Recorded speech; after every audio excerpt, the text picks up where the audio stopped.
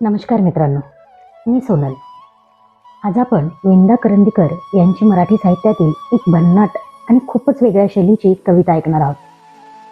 विंदा करंदीकर हे आधुनिक मराठी कवितेचे प्रमुख कवी.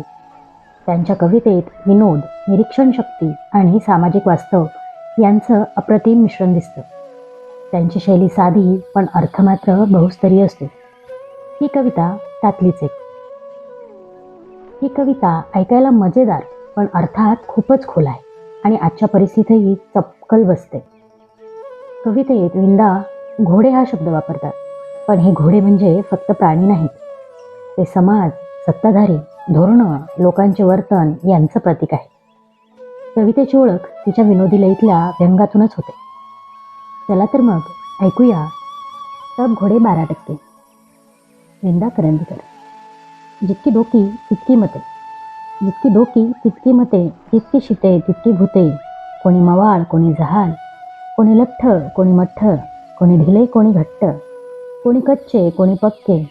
सब घोडे 12%. गोड गोड जुन्या थापा, गोड गोड जुन्या थापा. तुम्ही पेरा, तुम्ही कापा.